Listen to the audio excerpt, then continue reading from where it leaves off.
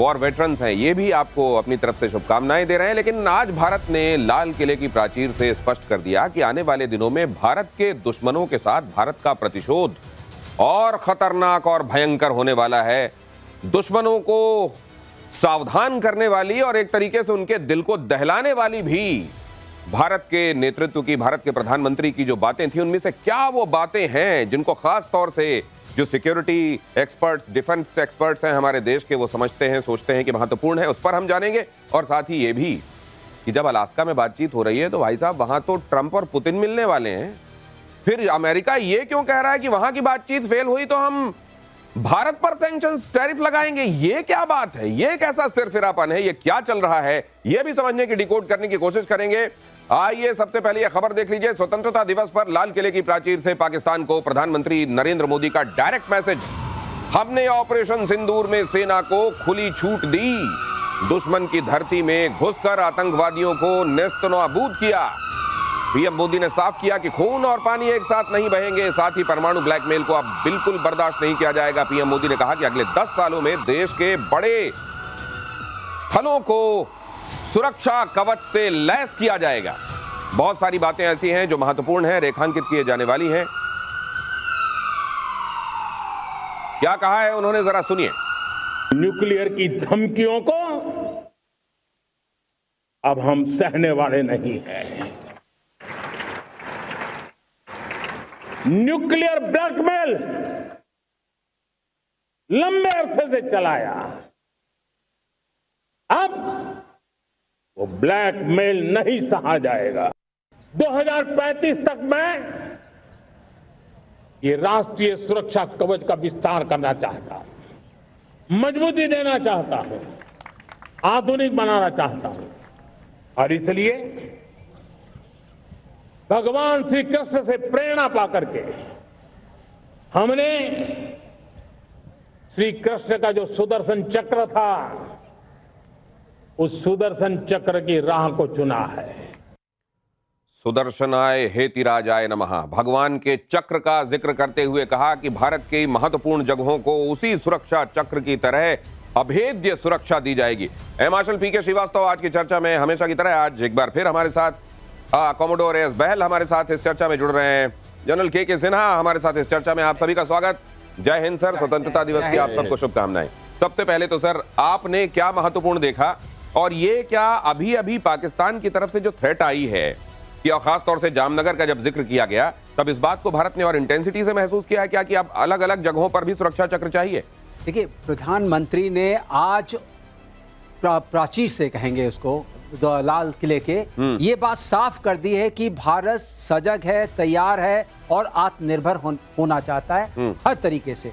खास तौर से जो 3 चीजें मुझे समझ में आई, सबसे पहले उन्होंने ये बताने की कोशिश की कि टेक्नोलॉजी में आप इंडिपेंडेंट बनिए, आप आत्मनिर्भर बनिए। जहां की चिप्स की बात हुई, जहां पर एरो इंजन की बात हुई और जहां पर सुदर्शन चक्र की भी बात हुई, तो इसका मतलब स्पेस में भी हम डोमिनेट करेंगे, हमारा चक्र वहां तक रहेगा और हमारी जो इंडस्ट्रियल कैपेबिलिटी है, हमारे जो खास एरियाज हैं, उनके ऊपर हम पूरा निगाह रखेंगे और सुरक्षा देंगे। इसका एक मतलब ये भी है, और मतलब है कि न्यूक्लियर ब्लफ जो है, जो दोबारा से दिया जा रहा है, न्यूज़ धमकी को हम बिल्कुल नहीं मानेंगे और हम अपने राह पर चलते रहेंगे। ये बहुत बड़ी बात है। और तीसरी बात, किसानों का हित और जो हमारे डेयरी वाले हैं उनका हित और जो हमारे बाकी तो बड़ा स्पेक्ट्रम था सर, उन्होंने हर चीज को 100 मिनट से ज्यादा। लेकिन अब जरा ये समझिए कि आप ये जो सिक्योरिटी शील्ड जिसकी बात की जा रही है, ये इसका मतलब यह है कि आने वाले दिनों में जो थ्रेट है वो और ज्यादा एरियल ही परसीव किया जा रहा है और इसीलिए इस तरह के सिक्योरिटी चक्र की बात की जा रही है। ये खबर देखिए, रशिया यूक्रेन से जुड़ी हुई खबर फिलहाल आपको दिखाता हूं। आज की बड़ी खबर है, ट्रंप और पुतिन की मुलाकात होने वाली है, अलास्का में मिलने वाले हैं दोनों। पुतिन और ट्रंप यूएई के सुझाव पर दोनों नेता मिलने वाले हैं, लेकिन पहले ही ये कहा जा रहा है कि इसका आउटकम क्या होगा, इसको लेकर बहुत उम्मीदें नहीं लगाई जानी चाहिए। और सवाल यह है सर कि पार्टी जो कंसर्न पार्टीज हैं, उनके अलावा ये कह देना कि हम भारत पर टैरिफ लगाएंगे, ये किस तरह, ये क्या मनोदशा है सर? देखिए, मनोदशा एक साफ है आज जो भारत ने कद उठाया है, उनका ये मानना है, एक तरह अमेरिका ये मान चुका है कि यदि ट्रंप साहब भी कुछ कर रहे हैं तो भारत यदि वो कह देगा तो शायद ट्रंप साहब रुक जाएं। तो देखिए, एक तो चीज आप ये आकलन कीजिए, तो आप ये कह रहे हैं कि इन अ वे ये मानना है कि भारत कितना सिग्निफिकेंट है आज जियोपॉलिटिक्स में। आप ये मानिए ना, हम उसको दूसरी तरह से देखेंगे, क्या होगा वो तो आने वाला समय बताए। आपकी कद कितनी बड़ी बढ़ा दी, वो तो चाइना को नहीं कहे ना कि हम आपका बढ़ा देंगे। सही बात। तो सोचिए चाइना से भी आगे, और ये एग्जैक्टली है जो अमेरिका के मस्तिष्क में है कि भारत जिस तरह से बढ़ रहा है, यदि उसको रोकना है आने वाले कुछ सालों में, भारत ज्यादा उनके लिए एक कॉम्पिटिटिव होगा than any other countries in the world. ये आप लेके चलिए, इसकी आकलन हमें इस तरह से करनी चाहिए। ये आज जिस तरीके से भारत ने आज अपने ऑपरेशन सिंदूर, अपने पराक्रम, शौर्य और साथ में आत्मनिर्भरता का जिक्र किया, दुनिया में दूसरी आज जो महत्वपूर्ण घटना होने वाली है वो ये मुलाकात होने वाली है, और इसमें भारत को ये जो सिग्निफिकेंस एक तरीके से इन अ वे मिला है कि भाई अगर आप इतनी वैल्यू पहचान रहे हैं तभी तो टैरिफ की बात कर रहे हैं। इसको आप कैसे देख रहे हैं? इसको बिल्कुल इस तरीके से, मैं भी दूसरे तरीके से भी देख रहा हूं कि चीन के ऊपर वो इतना प्रेशर इसलिए नहीं लगा सकता है क्योंकि जो चीन से रेयर अर्थ मटेरियल है जो 90% वो प्रोड्यूस करता है, और इनकी ऑटोमोबाइल, खासकर इलेक्ट्रिक व्हीकल्स इंडस्ट्री, जो इनके एविएशन है, जो स्पेस एसेट्स हैं, उसके अंदर काफी हद तक, और स्टेल्थ टेक्नोलॉजी में काफी हद तक रेयर अर्थ मटेरियल्स का इस्तेमाल किया जाता है। तो उनको बहुत बड़ा धक्का लग सकता है। लेकिन साथ साथ में ये भी है कि भारत के ऊपर एक्स्ट्रा टैरिफ लगा के वो ये दिखाना चाहते हैं कि भारत प्रेशर डालेगा रशिया के ऊपर कि आप इस युद्ध में फ्लेक्सिबिलिटी दिखाएं, क्योंकि इस समय मैक्सिमलिस्ट पोजीशंस पे है। रशिया चाहता है कि वो नाटो ना ज्वाइन करे, रशिया चाहता है कि वो जो 19 से 20% टेरिटरी है वो तो हुई हो, पूरा डॉनबैस उनके पास हो, और उसके पास देने के लिए क्या है? उसके पास देने के लिए सूमी है, खार्किव है, और कुछ एरियाज जो ज़ैपोरिज़िया के आसपास के एरियाज हैं वही वो दे सकता है। और क्या दे सकता है? जो वो कह रहे हैं कि कुछ टेरिटरी इधर या उधर हो सकती है। और दूसरी तरफ से ज़ेलेंस्की क्या कह रहा है? कह रहा है यहां से हमारी कोई टेरिटरी उनको नहीं जानी चाहिए। तो ये तो मैक्सिमलिस्ट पोजीशंस है ना। इसमें अगर रशिया को कोई भी कंसेशन देना है तो भारत एक ऐसा देश है जो कि प्रेशर बना सकता है। इसी वजह से हमारे ऊपर अतिरिक्त टैक्स, ये भी बोला गया है कि अगर आप इस बार अगर हमारा सॉल्यूशन नहीं हुआ तो भारत पे और टैक्स लगा दो। अतिरिक्त टैक्स और ज्यादा टैक्स, और इसके अलावा और ज्यादा टैक्स। आप ये कहते रहिए मिस्टर ट्रंप, लेकिन ये जो हिंदुस्तान है जहां पर, और भारत जानते हैं आप इस समय नेतृत्व किसके पास है, वो कम से कम आप किसी तरह का डर दिखाकर यहां कोई काम करा सकते हैं। ये आपको मुगालता अब भी छोड़ देना चाहिए। लेकिन ये आप इनकी गुड मॉर्निंग क्यों नहीं हो रही है इस मामले में? गुड मॉर्निंग इसलिए नहीं हो रही कि एक पर्टिकुलर लेवल पर आप टैक्स लगा देंगे, उसका कोई मतलब ही नहीं है। आपने देखा है ना, जब आप कबाब पकाते हैं तो टपकता है, एक पर्टिकुलर लेवल के बाद कुछ नहीं टपकता है। तो अगर आपने ट्रंप ने इतना टैक्स लगा दिया, उस क्या मतलब है? हमें आपसे मतलब ही नहीं, और लगाइए, फिर 500 लगाइए, 600 लगाइए।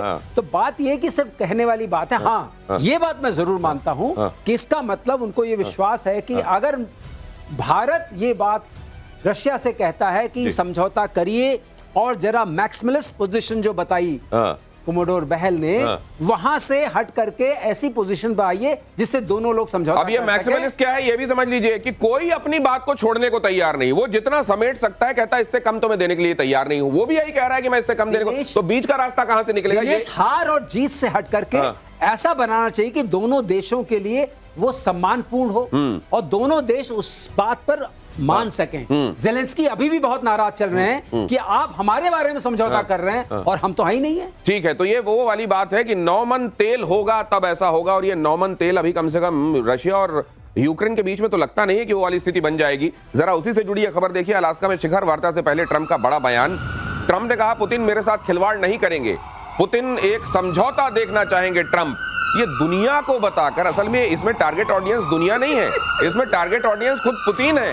पुतिन को वो कहना चाह रहे हैं कि आप वो मेरे साथ खिलवाड़ नहीं करेंगे। मतलब ये पूरा डर है उनको कि खिलवाड़ उनके साथ हो सकता है।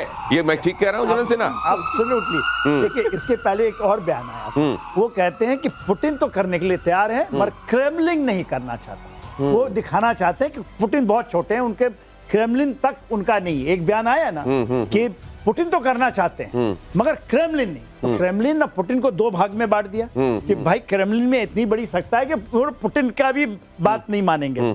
तो वो जो गेम खेलते हैं ना, ये गेम बार बार गेम खेलते हैं। फिर ये कह रहे हैं कि शायद ऐसा हो कि होना बात ना माने। देखिए, पुतिन तो किसी की बात नहीं मानने वाला। ये लेके चलिए, मैं 2-3 बार पहले भी बोल चुका हूं। नहीं, लेकिन आपने एक बड़ी अच्छी चीज कही कि यहाँ ट्रंप एक के बाद एक बयान देते जा रहे हैं। उसमें कई डिवाइसिव बयान ऐसे भी दे रहे हैं जिसमें उनके घर के भीतर वो भाड़ कराना चाहते हैं। और कल ही पीके श्रीवास्तव सर ने कहा था कि Putin is man of lesser words, वो बोलते नहीं जी है हाँ। बल्कि चुप ही रहते हैं ज्यादातर। लेकिन 100 सुनार की एक लोहार की वाला ना हो जाए, आपको भी लगता है कमोडोर साहब? बिल्कुल ऐसे ही लगता है मुझे, क्योंकि अब ये देखिए अटैक्स बढ़ गए हैं यूक्रेन के ऊपर और इस तरीके से बढ़े और टेरिटरी गेन भी अब ज्यादा रेट से हो रही है। खासकर डॉनबास के जो एरियाज थे जो उनके पास नहीं थे, लुहांस्क और डोनेट्स्क के अंदर, उस पे भी उन्होंने पूरा जोर लगा दिया। और सूमी और खार्किव पे तो हो ही रहे थे अटैक्स, और ना केवल पोक्रोवस पे हो रहे थे, अब तो कीव को भी उन्होंने काफी हद तक हमले किए हैं। और जो उनका वेस्टर्न पोर्शन है यूक्रेन का, जहां से वो पूरी मिसाइल सिस्टम्स बनते हैं, प्रोडक्शन होती है, उस पे भी हमले किए हैं। उनके जो मिसाइल कैपेबिलिटी है, एमिनेशन कैपेबिलिटी है, उस पे हमले कर रहे हैं। उनके जहां ड्रोन्स बनते हैं उस पे हमले कर रहे हैं। तो प्रेशर इतना हो गया है ज़ेलेंस्की पे कि अगर अमेरिका मदद नहीं करता, अगर कल अमेरिका छोड़ दे, कहे कि हम अपने आर्म्स नहीं देंगे, वैसे नाटो खरीद रहा है, ये यूरोप के देश खरीद रहे हैं यूक्रेन के लिए, लेकिन कल अगर अमेरिका नहीं देता तो ये युद्ध बहुत जल्दी बंद हो सकता है, बहुत जल्दी। लेकिन अब ये देखिए कि अगर मैं ये कहूं कि मेरा जूता मुझे बहुत काट रहा है और मैं इससे नाराज होकर अपना कुर्ता फाड़ लूंगा, या कोई ये कहे कि मेरे घर में दाल में नमक ज्यादा हो गया, आज मैं अपने टीचर से झगड़ा कर लूंगा, तो आपको कैसा लगेगा? अब ये खबर देखिए जरा। अमेरिकी वित्त मंत्री स्कॉट बेसेंट की धमकी, ट्रंप और पुतिन बातचीत फेल हुई तो भारत पर और ज्यादा टैरिफ लगेगा। ट्रंप ने कहा अगर मॉस्को शांति समझौते पर सहमत नहीं हुआ तो उसे गंभीर परिणाम भुगतने होंगे। ये देख लीजिए जरा, ये जो स्नूकर प्लेयर्स होते हैं, ये पता नहीं कोई भी बॉल सीधे सीधे होल की तरफ ले जाना क्यों नहीं चाहते हैं।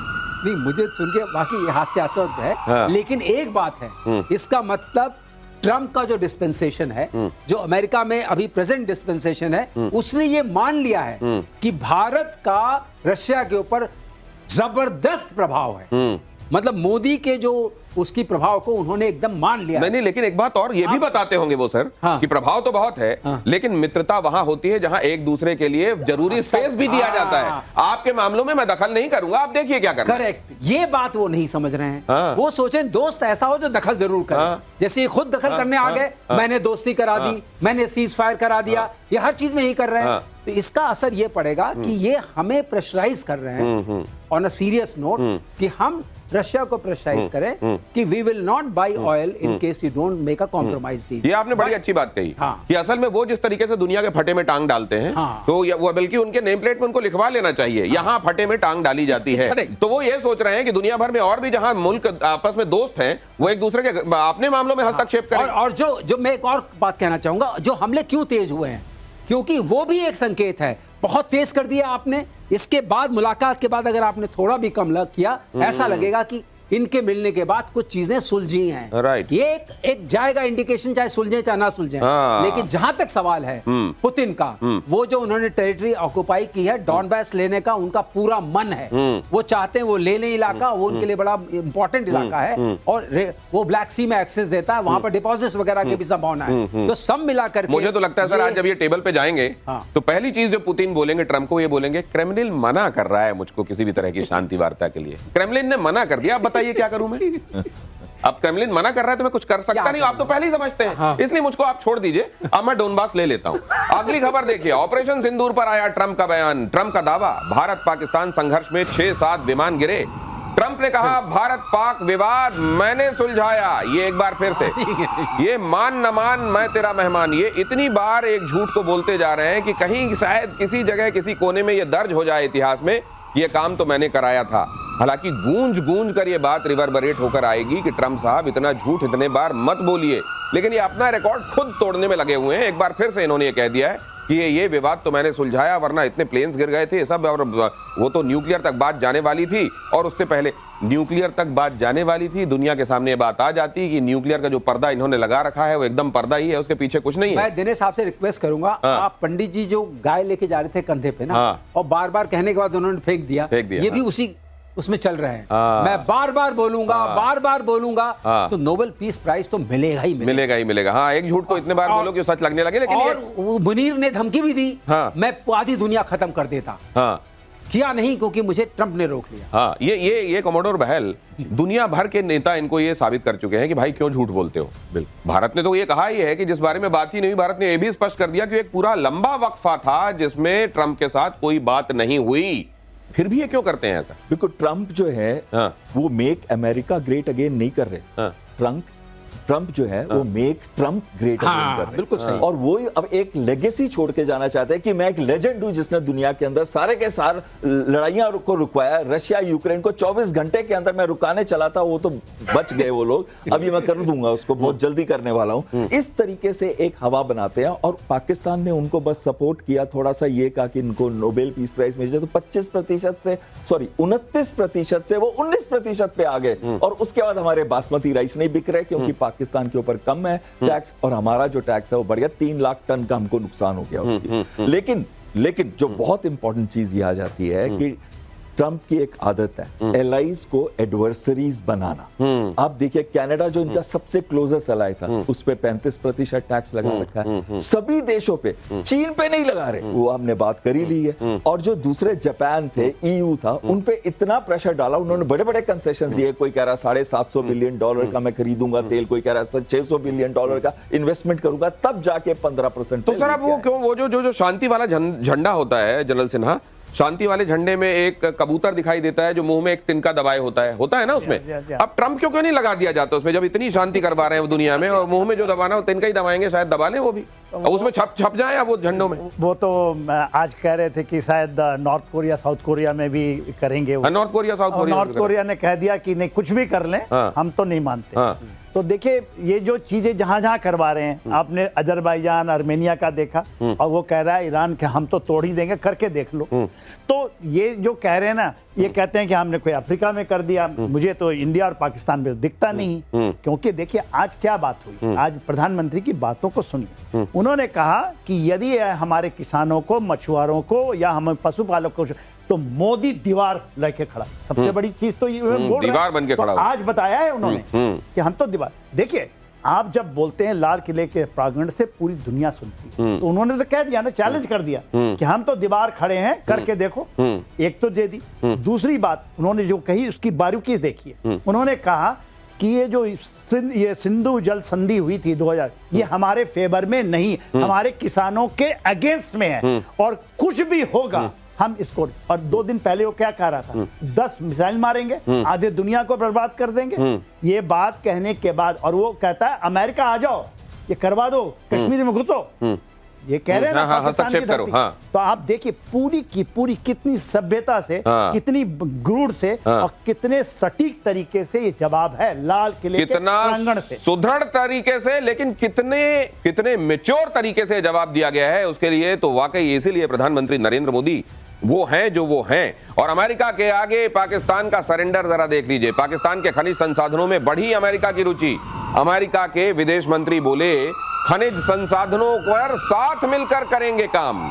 ये साथ मिलकर करेंगे काम का मतलब ये है कि खोदेंगे, फावड़ा तसला लेके खोदते जाएंगे और ये ट्रंप को पकड़ाते जाएंगे। ट्रंप अपने यहाँ वो उलीच उलीच के डालते जाएंगे, चलो हाँ भाई नेक्स्ट, चलो लाओ जल्दी लाओ। ये साथ मिलके काम करेंगे। अपने यहाँ अपने देश को लुटवाने के लिए इन्होंने एक तरीके से ट्रंप को आमंत्रित कर लिया है। अब वो खोदेंगे, तसला भरेंगे, रेयर अर्थ मेटल उसमें भरेंगे, कहेंगे डाल लीजिए भाई साहब आप। ये इस तरीके से अपने देश, पता नहीं है अगर ये कहते हैं कि इन्होंने किसी एक भावना से प्रेरित होकर ये देश बनाया है, तो ये है इनकी भावना अपने देश के लिए। भावना तो दिनेश खत्म हो चुकी है, तो हम जानते ही हैं। हाँ। खास बात ये है, इसमें एक बहुत नुक्ता है, वो जो पाकिस्तान क्रिप्टो करेंसी काउंसिल है, जिसमें $2 बिलियन आए हैं, 60% WLF का है। WLF मतलब ट्रंप के 2 बेटे और स्टीव विटकॉफ का 1 बेटा, और 60% 1.20 बिलियन तो ट्रंप ने अभी भी ले लिए, लेकिन मुनीर का भी हिस्सा उसमें है।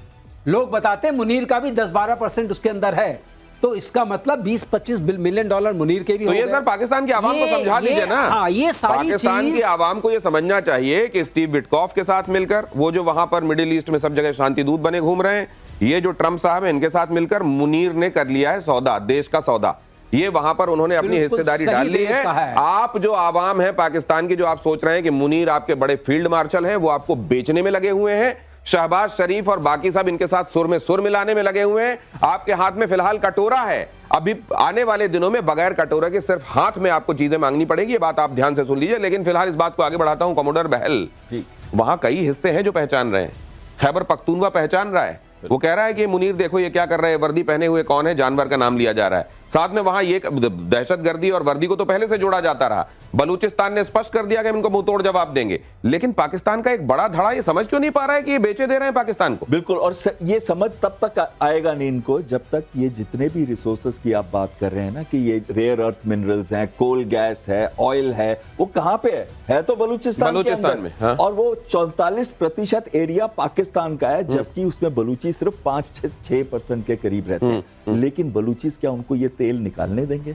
बलूचिस क्या इनको रेयर अर्थ मटेरियल निकालने देंगे? जैसे अफगानिस्तान के अंदर अमेरिका फंस गया था और 20 साल के बाद तालिबान को वापस हाथ में देके निकला था, उसी तरीके से वो फंस जाएगा बलूचिस्तान के अंदर अगर वो जाते हैं। पाकिस्तान की आवाम समझती है, ये नहीं कि पाकिस्तान की आवाम समझती नहीं। उनका जो पॉपुलर लीडर था वो तो इमरान है, उसको तो 2 साल से जेल में रखा हुआ है। उसके लिए मूवमेंट भी स्टार्ट की तो 108 और कुछ कहते हैं 166 लीडर्स को अरेस्ट करके 10 साल की जेल भी दे दी उन्होंने। तो अब कहां पे है वो मूवमेंट जनरेट करने के लिए? और एक आखिरी चीज में आती है कि वहां पे एक्चुअली कोई डेमोक्रेसी तो है नहीं, पूरा का पूरा कठपुतलियों की तरह नचाते हैं मुनीर और उनके जनरल। तो कोई भी आदमी अगर बोलना चाहेगा वहां पे तो उसकी आवाज को दबा दिया जाएगा, उसको पकड़ के। तो आप ये सोचिए, पाकिस्तान सवाल को तो खैर बहुत पहले घोट दिया गया, गला ही घोट दिया गया, लेकिन आप ऐसा ना हो पाकिस्तान में रहने वाले आप लोग जो हैं, ये सुनिए कि आप किसी दिन सुबह सोकर उठे और आपके कहीं कीमत का टैग लगा हुआ हो, उसमें आपकी कीमत फिक्स कर दी गई हो और आपको बेच दिया गया हो अमेरिका को। यह बात ध्यान रखिएगा। और पाकिस्तान के नेताओं ने धमकी पर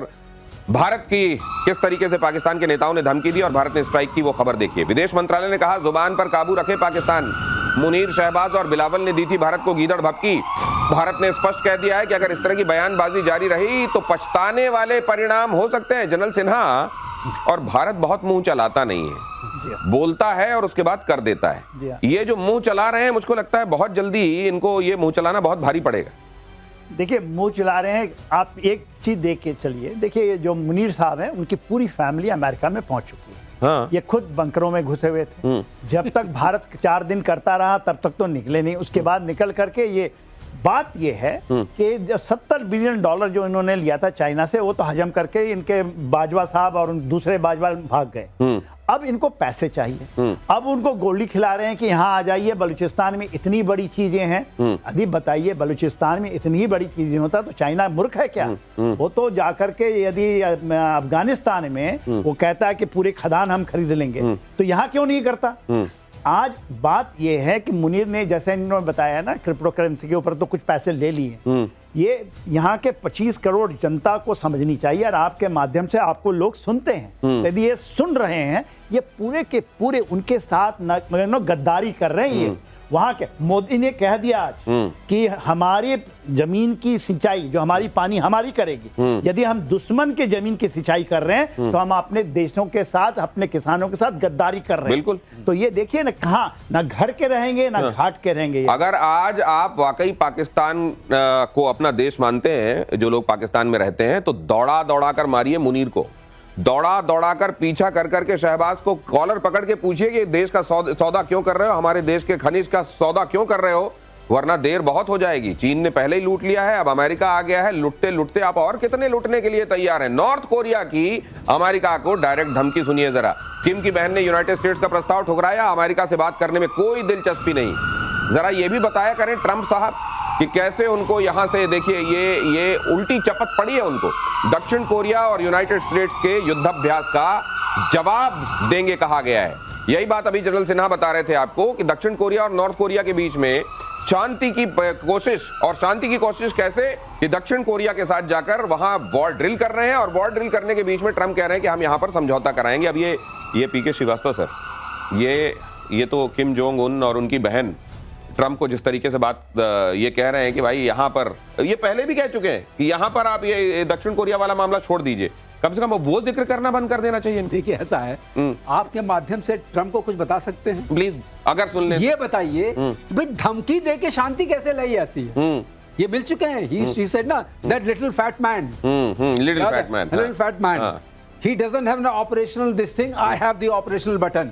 ये बोल चुके हैं। इसका मतलब इनकी उनसे मुलाकात हो चुकी है, उसके तबीयत से वाकिफ है। सर, ये इस तरह नॉर्थ कोरिया मानने वाला है। ये दुनिया के ताकतवर मुल्क के सबसे बड़े नेता ये बॉडी शेमिंग क्यों करते हैं दूसरों की?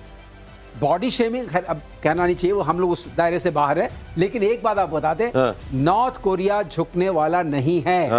और जहां ये होगा 2-4 और फेंकेगा कि इनके कान के पास से, उनके कान के पास से, जापान के आसपास से तो फेंकता ही रहता है। तो वो नहीं झुकने वाला है। वो उसने साबित कर दिया है कि वो खड़ा रहेगा। और ये बातचीत जो करके अगर नॉर्थ कोरिया साउथ कोरिया के बीच में ट्रूस करा दे तो हम दे देंगे इनको। लेकिन सर एक बात और है इनकी खासियत और है। जैसे ये अपने दुश्मन, अपने दोस्त को दोस्त नहीं रहने देते, जैसे आप कह रहे थे कि अपने अलाइज को एडवर्सरी बना लेते हैं, वैसे एक और बात है, इनके जो घोषित एडवर्सरी हैं उनके पास भी हाथ लेके चले जाते हैं। उनसे तो जरूर हाथ मिलाते हैं। ये इनसे भी मिल चुके हैं, ये पुतिन से भी आज मिलने वाले। ये किस तरह का परसोना होता है सर कि मतलब आप ये डिफाइन ही नहीं कर पाए हैं कि इनसे, ये मेरे लिए नहीं है, इनसे परहेज है मुझको, और ये मेरे दोस्त। Art of deal, art of deal है। आर्ट ऑफ डील सर ये सीरिया का भी देख लीजिए तो अल शारा को तो उन्होंने टेररिस्ट ग्रुप बना के रखा हुआ था। अल शारा को टेररिस्ट लीडर कहते थे, लेकिन अल शारा से बात भी कर रहे हैं। यूएस डिक्लेयर्ड टेररिस्ट था और अब उससे बात भी करते हैं। और अमेरिका वहां से निकल भी रहा है। जो उसके 10 बेसेस है उसमें से 8 बेस को खाली कर रहा है सीरिया से। अब दूसरी जगह देखिए उसके सब डिक्टेटर्स के साथ बड़े क्लोज रिलेशनशिप है। जैसे तुम्हारी अपनी थिंकिंग है, तुम्हारे को वैसे ही लोग पसंद आते हैं। आप देखिए अगर तो ये इन्होंने अपने यहाँ पे ऑफिस में 2 तरह की लाइनें रखी है क्या फोन की? एक इधर वाली, एक इधर वाली, एक दाएं हाथ से उठाते हैं, एक बाएं हाथ से उठाते हैं वाला है क्या? और जो बाएं हाथ वाला है वो एलाइज एडवर्सरीज, और जो दाएं हाथ वाला है dictators turn friends. Dictators are friends. तो कहीं ना कहीं अगर अब ये देखें कि अब जितने भी डील्स इन्होंने की हैं, ये तो क्लेम कर रहे हैं कंबोडिया, थाईलैंड, क्लेम कर रहे हैं आर्मीनिया, अजरबैजान, लेकिन क्या वो सॉलिड डील्स है? क्या वहां पे एक्चुअली लॉन्ग टर्म शांति हुई है कि वो तो ये क्या आप डोनाल्ड ट्रंप को अपने बारे में, सर उनको क्या ये कहना चाहिए, डोनाल्ड ट्रंप मेरा कुछ ठीक नहीं है? क्या यही उनका परिचय होगा सर? क्या इतिहास इसी तरीके से जानेगा कि एक नेता था जिसका कुछ ठीक नहीं था, जैसे चौपट राजा के बारे में बताया जाता है, अंधेर नगरी चौपट राजा, क्या उसी तरह के व्यक्ति के रूप में इतिहास इनको याद करेगा? आपसे जानूंगा। लेकिन ईरान और इजराइल में जुबानी जंग तेज हो गई है। नेतन्याहू और ईरानी राष्ट्रपति मसूद पेजेश्कियान में छिड़ी जंग। नेतन्याहू बोले अगर राष्ट्रपति पद छोड़ दे पेजेश्कियान तो इजराइल का जल संकट हल करने में ईरान की मदद करेगा इजराइल। पेजेश्कियान ने कहा जो गाजा को पानी नहीं देता वो ईरान को क्या पानी देगा? ईरान इन दिनों गंभीर जल संकट से गुजर रहा है। इसे लेकर पेजेश्कियान ने हाल ही में एक बैठक में कहा था कि हमारे पास न जमीन के नीचे पानी है, न बांधों में पानी है, तो बताइए हम करें तो क्या करें? अब ये जो बात है, अब देखिए मसूद पेजेश्कियान पहले एक बात कह चुके हैं कि जो टारगेट नंबर 1 है इजराइल का, वो खामेनेई नहीं है, वो मसूद पेजेश्कियान है। अब ये वाली बात कहने के बाद जैसे इजराइल की तरफ से ये बयान आया, एक बार फिर घूम जाएंगे, वो देख लो कौन है असली टारगेट। और इसके पीछे अपने घर में खामेनेई से ऊपर अपना कद प्रतिस्थापित करने की, स्थापित करने की उनकी मंशा है। क्या मैं ठीक कह रहा हूं जनरल सेना? एब्सोल्युटली। देखिए जो क्या कर रहे हैं नेतन्याहू, क्या गेम खेल रहे हैं ईरान। एक चीज तो हुआ जो उन्होंने ऑपरेशन शुरू किए थे जून के महीने में, somehow it has not been successful। 10 दिन का चला था। अमेरिका भी मिडनाइट हैमर भी मार लाया। वहां पर चीजें नहीं बदली। वो चाहते थे कि चाहे चेंज ऑफ रिजीम भी हो जाए, खुमैनी साहब को ये निकाल देंगे। उसने, रशिया ने कह दिया ये चीज मंजूर नहीं है, आप उसको टच नहीं कर सकते। भले ही अल खुमैनी साहब ने अपना पूरा का पूरा भार IRGC के 3 लीडरों को दे रखा है कि आप इसको संचालित करें। अभी बात है पेजेश्कियान साहब, ये एक नर्म नेता के रूप में उभरे थे, इनको मिला था। ये गर्म दल के नहीं है, ये नर्म, पर इन्होंने अपनी पोजीशनिंग बदली है इस दौरान, क्योंकि कहीं ना कहीं नेशनलिज्म जागा है ईरान के अंदर। तो ये तो डिफिकल्ट हो रहा है बोथ अमेरिका को भी, इजराइल को भी। मेरा ऐसा मानना था कि इजराइल और अमेरिका जब करेंगे तो बहुत क्षति होगी। और मेरा शुरू का, मगर बाद में जब पता चला कि इनके इतने 37 घंटे उड़ के आए थे अमेरिका से, जो ये B-2 बॉम्बर्स में GBU 57 मारेंगे, मगर वो पहुंच नहीं पाए, क्योंकि वो तो मेरे ख्याल से 30 या 40 मीटर भी नहीं गया वो अंदर। तो ये जो कह रहे थे कि हम बर्बाद कर देंगे, और 400 जो केजी है, मेरे ख्याल से ये रशिया पहुंच चुका है, जो इनरिच में उसकी एक बात चल रही है, वो रशिया में वो ले जाकर सेफ सुरक्षित कर दिया है। ऐसा खबर आ रहा है। अच्छा। तो ईरान को झुकाना, अब यहाँ पर नेशनलिज्म है, तो ये भी बड़ा आसान नहीं है। ईरान को झुकाना भी बड़ी आसान बात नहीं है। और इधर ग्लाइड बॉम्ब 100 को लेकर बड़ी खबर। SAAW ग्लाइड बॉम्ब को जेट संचालित मिनी क्रूज मिसाइल में बदला जा सकता है। 200 किलोमीटर से ज्यादा की इसकी मारक क्षमता होगी। यहां पर आपको तस्वीरों में दिखाई दे रहा है, बाकी श्रीवास्तव सर इसको आपको बताएंगे। देखिए ऐसा है, SAW is smart anti airfield weapon.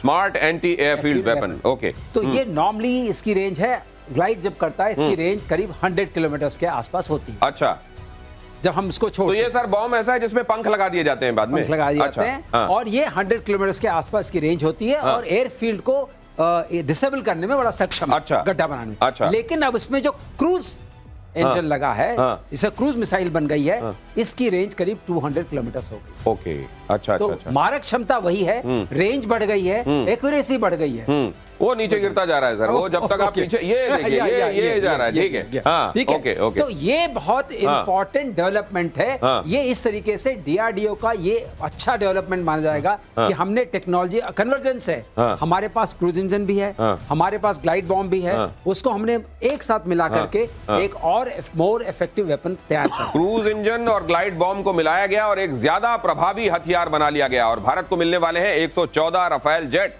Rafale खरीद को लेकर इंडियन एयरफोर्स की डिमांड टेंडर को दरकिनार करके राफेल खरीद की मांग की गई है। G2G प्रक्रिया के तहत खरीद की वकालत की गई है। इस खबर के मायने कोमोडोर बहल।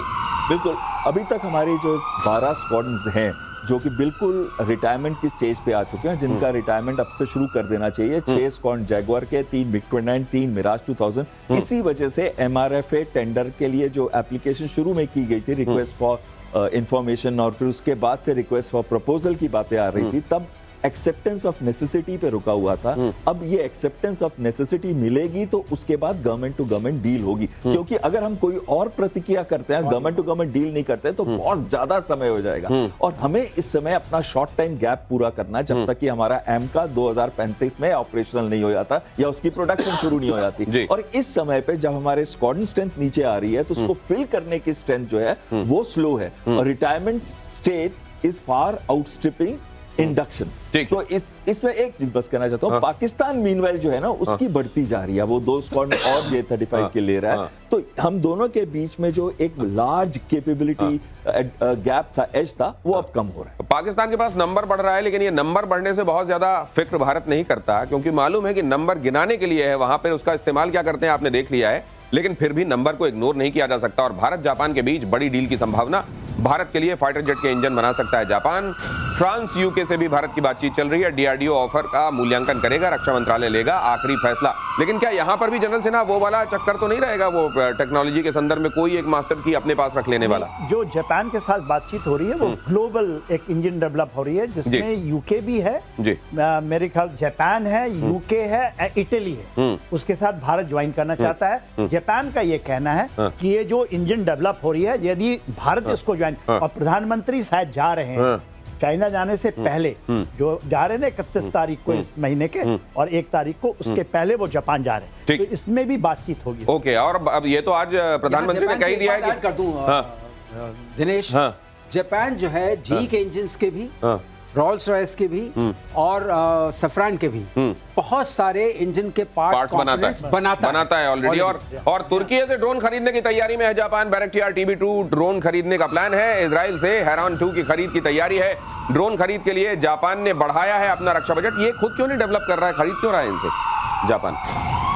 जापान खरीद रहा है बैरक्टियर TB2। I miss the okay. तो ये मुझे लगता है कि सस्ता है और इनको क्विकली चाहिए और इनके कोस्टल एरियाज के लिए ठीक है। अच्छा। लेकिन ये सवाल जो आपने पूछा, आई थिंक अच्छा सवाल है, क्यों खरीद रहा है उससे तुर्की से?